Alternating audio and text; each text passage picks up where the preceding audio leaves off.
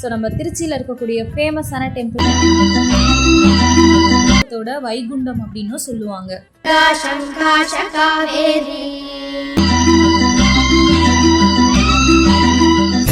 மேலே ஏறினீங்கன்னா மற்ற எல்லா கோபுரத்தையும் நீங்க தரிசிக்கலாங்க.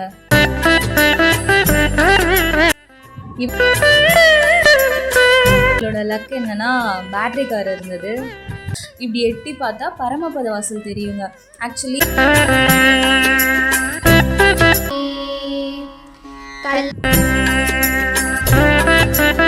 வேற என்னென்ன கோயில்கள்லாம் இருக்குல்ல சொல்லியிருந்தாங்க. ஸோ அகைன் நாங்கள் வந்து மூலவர் தரிசி அங்கே பார்த்தீங்கன்னா நம்மளை பிளாக் பண்ணி விடுவாங்க. வந்து தங்கத்தாலே செய்யப்பட்டது. ஜாலியாக விளையாடிட்டு இருந்தாலும் இங்கே தான் வந்து தங்கப்பள்ளி இருக்கும். சரி ஆனால் இங்கே ஸ்பெஷலே வந்து புளிசா இருந்தாலும் அப்படி எடுத்துகிட்டு வந்தாங்க. அவங்களுக்கு பாட்டெல்லாம் பாடி சீரியல். ஹாய் கைஸ், நம்ம இப்போ அடுத்த இடத்த விசிட் பண்ண கிளம்பியாச்சு. ஸோ நம்ம திருச்சியில் இருக்கக்கூடிய ஃபேமஸான டெம்பிளுக்கு தாங்க நம்மளோட அடுத்த விசிட். எஸ், நம்ம இப்போ பார்க்க போகிற இடம் என்னென்னா ஸ்ரீரங்கம் தாங்க. ஸோ ஸ்ரீரங்கம் அப்படிங்கிறது ஒரு மிகப்பெரிய பெருமாள் கோயிலுங்க. ஸோ நீங்கள் இப்போ பார்த்தது தான் அம்மா மண்டபம். இதுதான் நம்ம ஸ்ரீரங்கத்தோட ராஜகோபுரம் பார்த்தீங்கன்னா 236 அடி உயரத்தில் இருக்குங்க. ஸோ 1987 வருஷம் தான் இதை கட்டி முடிச்சிருக்காங்க.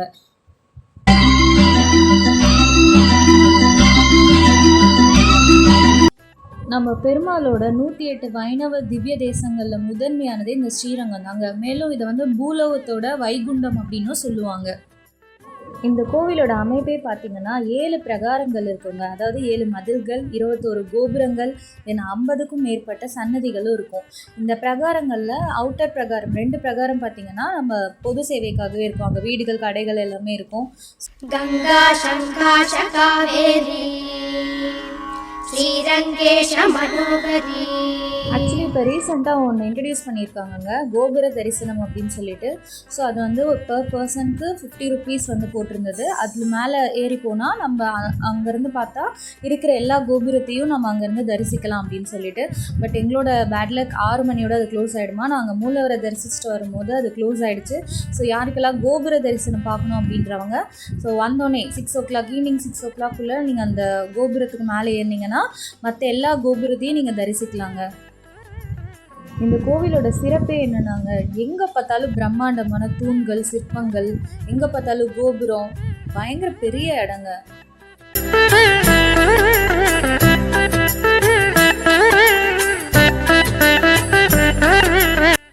இவங்க தாங்க கருடாழ்வார். கரெக்டாக நம்ம பெருமாள் சன்னதிக்கு முன்னாடி ஸ்ட்ரெயிட் ஆப்போசிட்டில் இருப்பாங்க. ஸோ மூலவரோட தரிசன நேரம் இருக்கும். ஸோ நீங்கள் எப்போ வந்தாலும் கூகுளில் ஒன்ஸ் அந்த டைமிங் செக் பண்ணிவிட்டு வாங்க. கரெக்டாக அந்த டைமிங்கில் தான் நம்மளை உள்ளே அலோவ் பண்ணுவாங்க மூலவரை தரிசிக்க.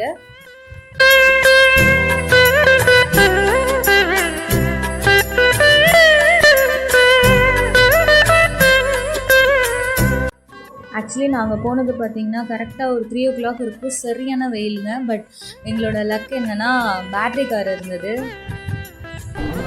இப்போ எங்கே போயிட்டுருக்கோம் பாட்டி? தாயார் சன்னதியா? இவங்க வந்து பெருமாளோட தன்வந்திரி மருத்துவ கடவுள்.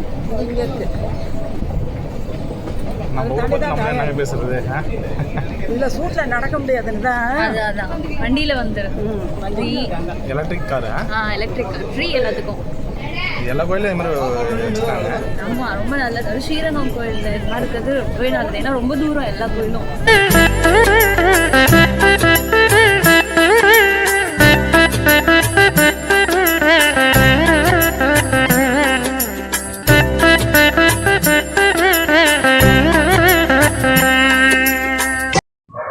இப்போ நம்ம பார்க்க போகிறவங்க தாங்க தன்வந்திரி அப்படின்றவங்க மருத்துவ கடவுள். பெருமாளுக்கே மருத்துவம் பார்க்குறவங்க அப்படின்னு சொல்லுவாங்கங்க.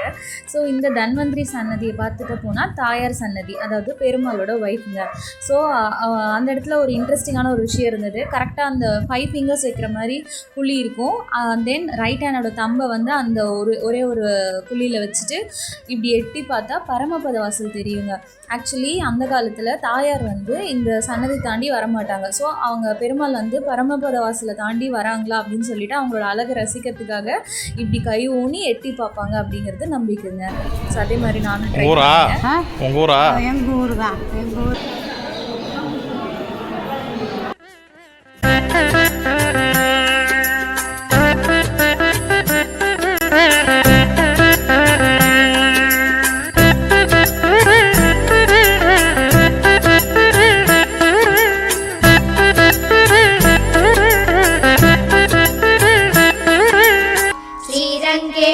மனோகரி இது தாங்க பரமபத வாசலோட வெளிப்புறம், அதாவது நம்ம உள்ள இருந்து இப்படி வெளியே வருவோம்.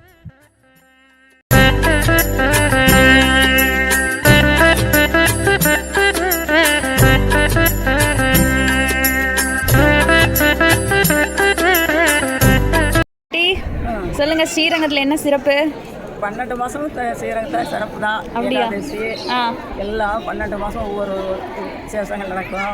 உத்தரத்தன்னைக்கு பெருமாள் தாயாரும் இது நடந்து அன்னைக்கு புறம் தாயார் கூட இருப்பார். சரி சரி. மறுநாள் மாமனார் போராதம் கொடுத்து போராதத்தில் வந்து இறங்குவார் ரத்தில். அப்படிங்களா? இப்போ பெருமாள் தவிர இங்கே வேற என்னென்ன கோயில்கள்லாம் இருக்குல்ல? பெருமாளுக்கு தகுந்த என்ன கோயில் அத்தனையும் இருக்குது. தாயார் சன்னதி இருக்கு, வேற என்ன இருக்கு? வேற என்ன திருவிழா பெரிய விசேஷமா இருக்கும்? சித்திரை தேர் வரப்போகுது. தேர் வருங்களா? சரி. சித்திரை மாதம் தேர், ஒவ்வொரு மாதமும் தை மாதத்துல தை தேர், மாசி மாதத்துல மாசி தேர், ஆவணி மாதத்துல போகிறதும், சித்திரை மாதத்துல சித்திரை தேர். அந்த அடுத்த வாரத்துலேருந்து திருவிழா ஆரம்பம் ஆகும். நீங்கள் மாதம் மாதம் வந்துடுவீங்களா? சரி சரிங்க பாட்டி.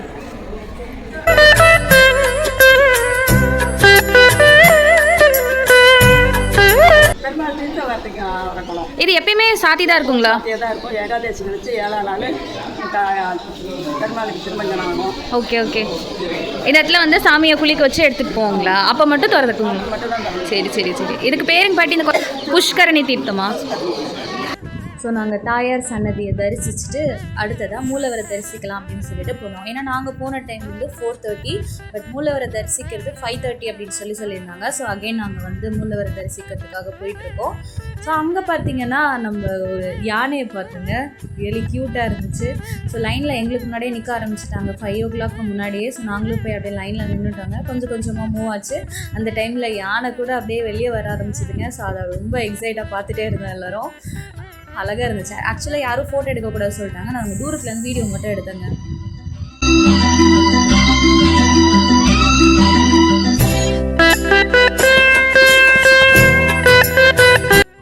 இன்னைக்கு எவ்வளவோ பரவாயில்லைங்க. கூட்டம் இருந்தாலும் அது கொஞ்சம் கொஞ்சம் மூவ் ஆகுது. நம்மளை பிளாக் பண்ணி விடுவாங்க. பட் இன்ட்ரெஸ்டிங்கான ஒரு விஷயம் என்னென்னா, அங்கே வந்து உட்காரத்துக்கு ஸ்டூல் மாதிரி ஃபுல்லாக லைனில் போட்டிருந்தாங்க. அது ரொம்பவே நல்ல விஷயம்னா, எவ்வளோ நேரம் நிற்க முடியாதவங்களாம் அதில் அழகாக உட்காந்துடலாம். ஸோ இதுதாங்க நம்ம மூலவருக்கு மேலே இருக்க அந்த கோபுரம். இது ஃபுல்லாமே வந்து தங்கத்தாலே செய்யப்பட்டது. ஸோ மூலவரை அழகாக தரிசிச்சுட்டு வெளியே கிளிக்கூண்டு மண்டபம்னு இருந்தது. ஸோ அங்கே இருக்க பெல்லில் உள்ள போயிட்டு ஜாலியாக விளையாடிட்டு இருந்தாலாம்.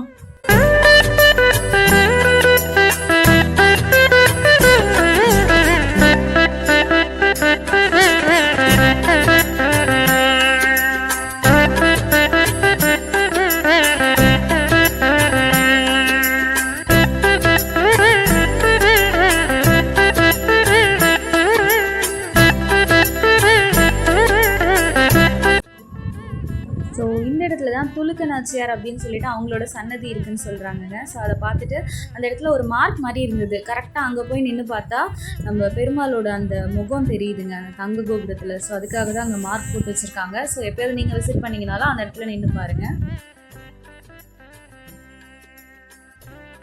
பாட்டி ஃபுல்லாக ஸ்ரீரங்கத்திலே இருக்கிறதுனால பாட்டிக்கு இந்த கோயிலை பற்றி நிறைய தெரியும். ஸோ அதை பற்றி சொல்லிட்டு இருந்தாங்க. ஸோ அப்படியே கேட்டுட்டு நாங்கள் கிளம்ப ஆரம்பிச்சிட்டோங்க.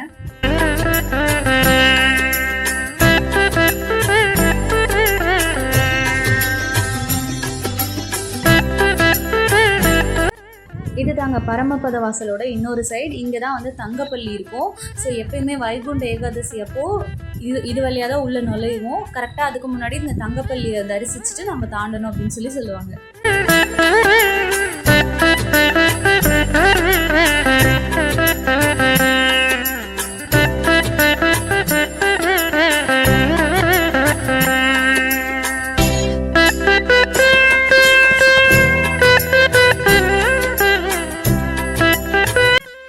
இதுதாங்க வெள்ளை கோபுரம்னு சொல்லுவாங்க. ஸோ அதுக்கு வெளியே பார்த்தீங்கன்னா ஃபுல்லாக மணல் வெளி தான்.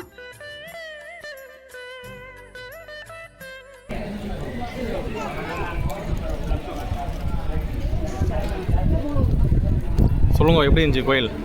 கோயிலை விடுங்க, கேசரி சூப்பராக இருக்கும். கேசரியா? எனக்கு புளிசாதம் தான் வேணும். ஆனால் புளிசாதம் இருக்குது. ஏன்னா ஃப்ரீ பிரசாதமா? எஸ், ஆளுக்கு ஒன்று கேசரி. திருப்பதியில் எப்படி லட்டு தராங்க எல்லாருக்கும் இலவசமாக. ஆனால் இங்கே ஸ்பெஷலே வந்து புளிசாதம் தான். புளிசாதம் தரல. அதை எதிர்பார்த்து தான் வந்தோம். சரி ஐயர்கிட்ட சொல்லு, நாளைக்கு ரெடி பண்ணி கொடுக்குறப்ப. வா வா, கீழே சிந்தாமல் கொண்டு வா, பார்த்து வாங்கி உட்காரு. தலைவரே என்ன சாப்பிட்றீங்க தலைவரே? கேசரி சொல்லு. ஐயோ கேசரி கீழே சொல்லு. இது தாங்க வெள்ளை கோபுரம். இந்த வெள்ளை கோபுரம் வந்து கிழக்கு திசையில் அமைஞ்சிருக்கு. அதை பற்றின ஒரு சின்ன ஹிஸ்ட்ரி பார்க்குறதுக்கு முன்னாடி நம்ம இப்போ உற்சவரை சேவிச்சிடலாம். ஸோ இது தாங்க நம்ம ஸ்ரீரங்கநாதரோட உற்சவர் சிலை. இவங்க வந்து ஈவினிங் வந்து இந்த மாதிரி காத்தாட ஒலாத்துவாங்களாம் மணல் வெளியில். ஏன்னா இது சம்மர் சீசன்னால் அந்த புழுக்கம் தாங்க முடியாமல் சாமி வந்து இங்கே ஃபஸ்ட்டு ஒரு மண்டபத்தில் இருந்தாங்க. தென் அகைன் அங்கேருந்து சாமி இங்கே எடுத்துகிட்டு வந்தாங்க. அவங்களுக்கு பாட்டெல்லாம் பாடி விசிறியெல்லாம் விசிறிவிட்டு ஸோ பார்க்கவே வித்தியாசமாக இருந்துச்சுங்க. ஸோ அப்படியே அவங்கள சேவிச்சுட்டு நம்ம இப்போது இந்த வெள்ளை கோபுரத்தோட ஹிஸ்ட்ரியை பற்றி பார்ப்போங்க. ஆக்சுவலி வெள்ளாயி அப்படின்ற ஒரு தேவதாசி பெண் இருந்தாங்கங்க. அவங்க வந்து சுல்தானிய படை வந்து இந்த ஸ்ரீரங்கம் மூலவரை வந்து கவர்ந்துட்டு போகணும் அப்படின்னு நினைக்கும் போது அந்த தளபதியை வந்து கவர்ந்துட்டு போயிட்டு அந்த வெள்ளை கோபுரத்துக்கு மேலேருந்து தள்ளிவிட்டு அவங்களும் அங்கேருந்து இறந்துட்டாங்க. ஸோ நம்ம மூலவர் சிலையை காப்பாற்றணும் அப்படிங்கிறதுக்காக அந்த வெள்ளாயி அப்படின்ற பெண் செஞ்ச தியாகத்துக்காக தான் இந்த கோபுரத்தை வந்து கலர் பண்ணாமல், அதாவது பெயிண்ட் பண்ணாமல் வெள்ளை கோபுரமாகவே விட்டுட்டாங்க. ஸோ அவங்களோட நினைவாகவும் தியாகத்தின் ஒரு அடையாளமாகவும் கிழக்கு கோபுரம் வந்து வெள்ளையாகவே இருக்குது அப்படின்னு சொல்லி சொல்கிறாங்கங்க. அவ்வளோதாங்க. நாங்கள் ஸ்ரீரங்கம் கோயில் ஒரு வழியாக தரிசிச்சுட்டு நாங்கள் அப்படியே அந்த பாலத்தில் போகும்போது பின்னாடி பார்த்தா ஸ்ரீரங்கம் கோயில் கோபுரம், ஃப்ரண்ட்டில் பார்த்திங்கன்னா நம்ம மலைக்கோட்டையோட அந்த லைட்ஸ்லாம் போட்டு பயங்கரமாக இருந்ததுங்க. ஸோ அதையும் பார்த்துட்டு எங்களோட ஜேர்னி அப்படியே நாங்கள் முடிச்சிட்டோம்.